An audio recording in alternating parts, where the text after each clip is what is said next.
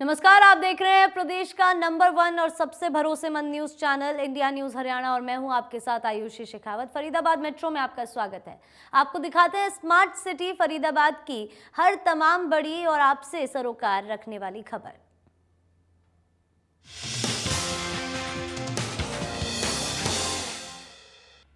तेगाव से बीजेपी विधायक राजेश नागर ने प्राथमिक स्वास्थ्य केंद्र का दौरा किया। विधायक ने अस्पताल का निरीक्षण करते हुए कहा कि कोरोना अभी गया नहीं है, इसीलिए सावधान रहें, सतर्क रहें, मास्क लगाकर चलें और बहुत ही आवश्यक होने पर ही घर से बाहर निकलें और ज़्यादा से जल्दी से वैक्सीन की दोनों डोज लगवाएं। कोरोना के नियमों का पालन करते रहें।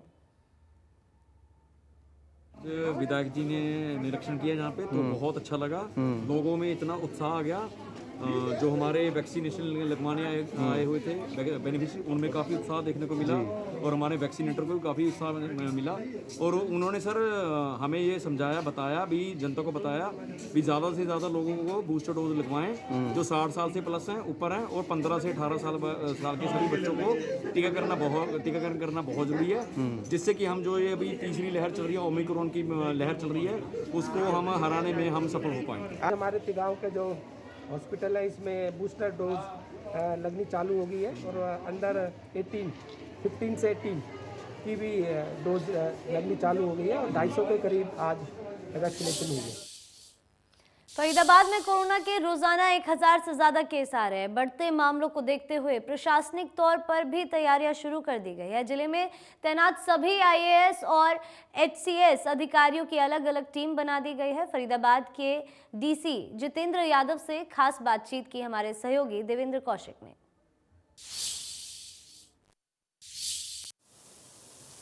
फरीदाबाद में लगातार बढ़ रहे कोरोना के मामलों को देखते हुए प्रशासन अब अलर्ट हो गया है और तमाम प्रशासनिक अधिकारियों की अलग अलग कमेटी बना दी गई है, जिम्मेदारी उनको सौंप दी गई है। हमारे साथ में जिला उपायुक्त जितेंद्र यादव खुद हैं, उनसे बात कर लेते हैं। सर, सतर्क हो गया है पूरी तरह से प्रशासनिक अमला, जिम्मेदारी बांट दी गई हैं, किस तरह से जिम्मेदारी बांटी गई हैं ये? नहीं, बिल्कुल पिछले 10-12 दिन का देखें तो नंबर ऑफ केसेस बढ़े हैं फरीदाबाद में, तो उसी को देखते हुए पहले हमने इंसिडेंट कमांडर्स बनाए हुए थे जिनको जोन्स बांटे हुए थे सारे।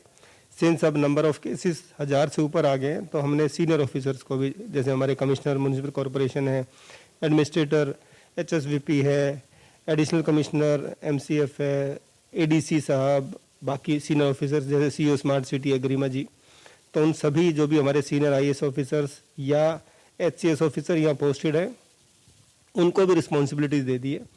तो उसमें जैसे गरिमा को हमने रिस्पॉन्सिबिलिटी दी है, जो पिछली बार वेव में भी वो कर रही थी, कि आईसीएमआर से जो भी डाटा आता है उस डाटा की लाइन लिस्टिंग, डाटा का सेग्रीगेशन और फिर उसके बाद में उन पे कॉलिंग करना।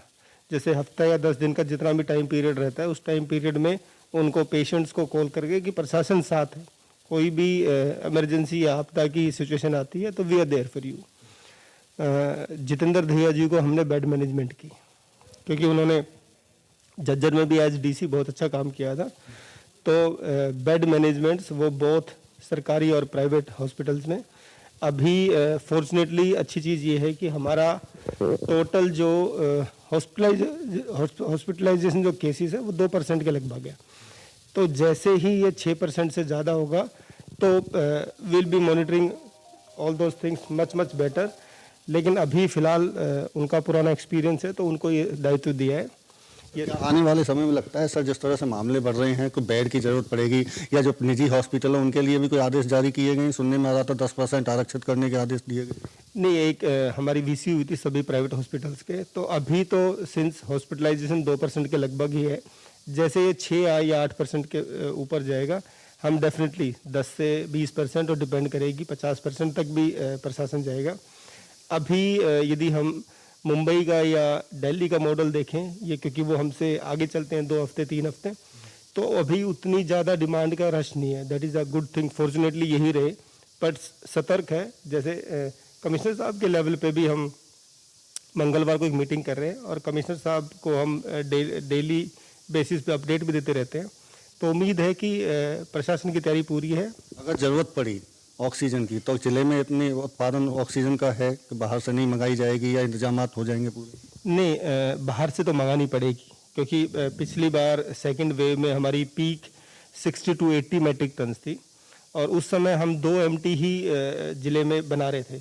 अब वो 2 MT को हम 24 से 25 MT तो हमारी खुद की उत्पादन है। तो मुझे लगता है कि उसके लिए हरियाणा सरकार भी और केंद्र सरकार भी प्रयासरत है। ऑक्सीजन की मुझे लगता है कि कमी नहीं पड़ेगी। जिला प्रशासन पूरी तरह से कोरोना की चुनौती से निपटने के लिए तैयार है और ऐसे में तमाम जो IAS अधिकारी जिले में तैनात हैं और HCS उनकी एक कमेटी बनाकर एक जिम्मेदारी लगा दी गई है। अलग अलग जिम्मेदारियों के साथ में उनकी तरफ से काम करना शुरू कर दिया है। हालांकि अभी राहत की बात यह है कि बहुत ज़्यादा जो पेशेंट हैं वो गंभीर स्थिति में नहीं है, घर पर ही ठीक हो रहे हैं, लेकिन आगामी हालात को देखते हुए तैयारी पूरी कर ली गई है। फरीदाबाद से देवेंद्र कौशिक, इंडिया न्यूज। बल्लभगढ़ के बस अड्डे में कोविड-19 का पालन करवाने के साथ साथ पुलिस परोपकार भी कर रही है। फरीदाबाद में तो पुलिस सामाजिक संस्थाओं के साथ मिलकर इस तरह का परोपकार करती ही रहती है, लेकिन बल्लभगढ़ में इस तरह का मामला पहली बार देखने को मिला है। पुलिस का कहना है कि उनका मकसद केवल चालान काटना नहीं बल्कि लोगों को मास्क लगाने के लिए प्रेरित और जागरूक करना है। वे लोगों को जागरूक करते हैं और उन्हें मास्क भी वितरित करते हैं। जो लोग नियमों का पालन करने में आनाकानी करते हैं उनका पुलिस चालान भी करती है। नहीं, सभी दुकानदारों को सख्त हिदायत दे रखी है कि सरकार द्वारा दिए गए निर्देशों की सख्ती से पालना करनी है। किसी भी ग्राहक को विदाउट मास्क आता है या वैक्सीन लगाए बगैर आता है तो उसको सामान नहीं देना है। आप लोगों ने भी मास्क पहनना है। दुकानदार भी पालन कर रहे हैं। जो नहीं लगाता उसका हम नियमानुसार 500 रुपये का चालान करते हैं। अगर ऑन एवरेज की बात करें तो मास्क के कितने चालान कर रहे हैं आप?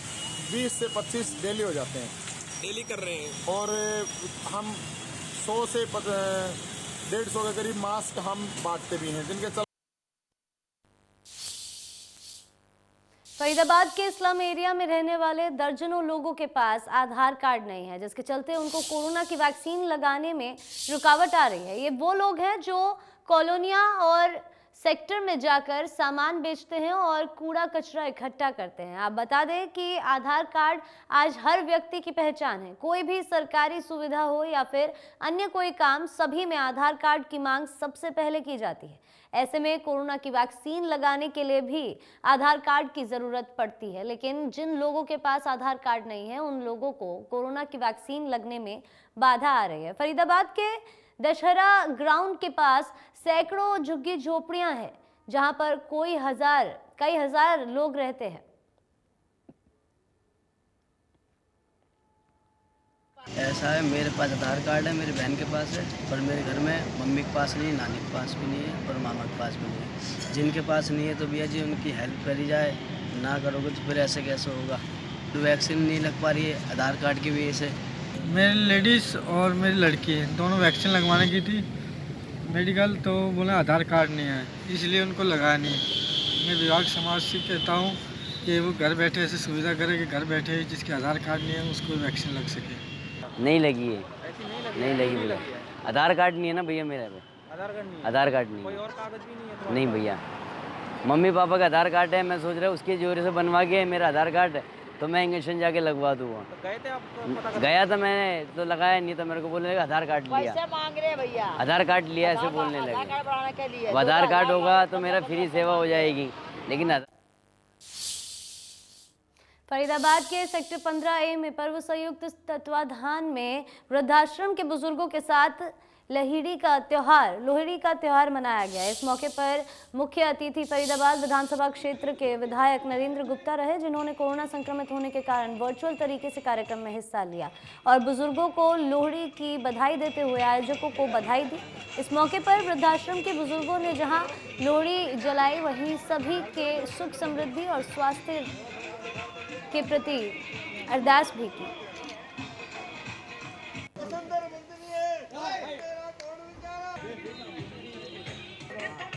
तो इसमें 2 क्लब्स हम लोग हैं, 2 क्लब ने मिलकर के किया है।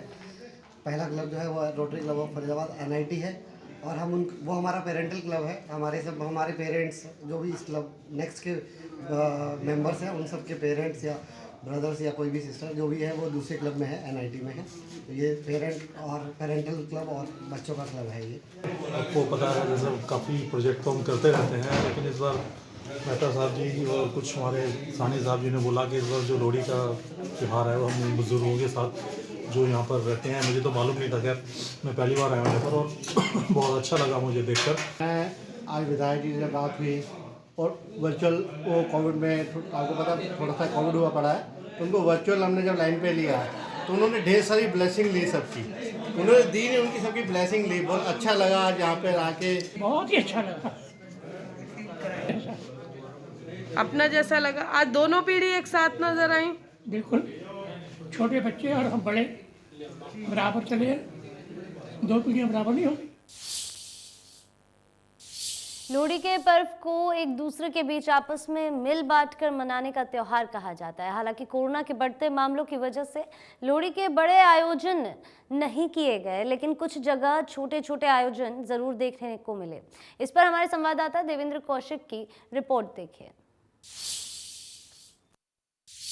फरीदाबाद में लगातार कोरोना के मामले बढ़ रहे हैं, लेकिन ऐसे में इस लोहड़ी का पर्व भी जगह जगह मनाया जा रहा है, लेकिन सीमित संख्या में। और ऐसी जगह जहां गरीब बच्चे हों, हम वहां पहुंचे हैं जहां लोहड़ी का पर्व मनाया जा रहा है। ये एक क्रैच है जहां गरीब मजदूर तबके के जो बच्चे हैं वो यहां पढ़ाई करते हैं, लेकिन इस बीच में यहां उनके साथ खुशियों को बांटने के लिए यहाँ एक ये लोहड़ी का पर्व आप देख सकते हैं किस तरह से यहाँ नाच गाकर बच्चों के बीच में मनाया जा रहा है। जो तमाम छोटे छोटे बच्चे हैं कहीं ना कहीं लोहड़ी की खुशियों का इजहार करते हुए आग जलाकर यहाँ आप साफ तौर से देख सकते हैं कि छोटे छोटे ये बच्चे हैं जिनके साथ में ये खुशियाँ बांटी जा रही हैं। मूंगफली, गज्जक, रेवड़ी इनको बांटी जाएंगी और आप साफ तौर से इनकी जो खुशी है वो साफ तौर से देख सकते हैं कि गोल चक्र में यहाँ ये लोहड़ी का पर्व मनाते हुए देखे जा रहे हैं। और बात भी करेंगे इनकी जो टीचर हैं उनसे बात कर लेते हैं। मैम, क्या नाम है आपका?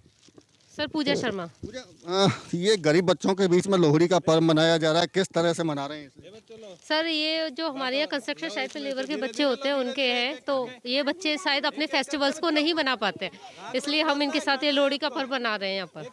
क्या इनके बीच में क्या इन्हें कुछ जैसे देख रहे हैं हम कि गज्जक और रेवड़ी और मिठाई इनके खुशियाँ बांटी जा रही हैं एक तरह से, और क्या क्या कर रहे हैं? सर, ये बच्चे सुबह से यहीं रहते हैं, लंच भी यहीं करते हैं। उसके बाद हम यहाँ पे रेवड़ी, गजक, मूंगफली, फूले और इन बच्चों को ये जो ड्रेसेज है, यूनिफॉर्म है, वो भी दी गई हैं यही की वजह से सर्दी में, जहाँ कि इनको ठंड ना लगे। अच्छा, लेकिन अगर लोहड़ी की बात करें तो खास तौर से इसका महत्व क्या है, क्योंकि बच्चों के बीच में आप ये जो गरीब बच्चे हैं उनके बीच में इसे मना रहे हैं? हाँ सर, ये इस समय क्या होता है सर, मौसम चेंज होता है। आपने देखा होगा कि अभी 2-4 दिन से बारिश भी हुई थी, बहुत ज़्यादा मौसम भी एकदम से चेंज हो गया था, तो इसलिए हम लोहड़ी बनाते हैं क्योंकि यहाँ का टेम्परेचर इस समय सबसे ज़्यादा होता है, मैक्सिमम टेम्परेचर होता है हमारा, और जो हमारी फसल आती है ना, ये हम उसकी भी पूजा करते हैं, तो इसलिए हम बच्चों के साथ इनको सेलिब्रेट कर रहे हैं, इन बच्चों को। बिल्कुल, बच्चों के साथ में लोहड़ी का पर्व सेलिब्रेट कर रहे हैं। बेटा, लोहड़ी मना रहे हैं?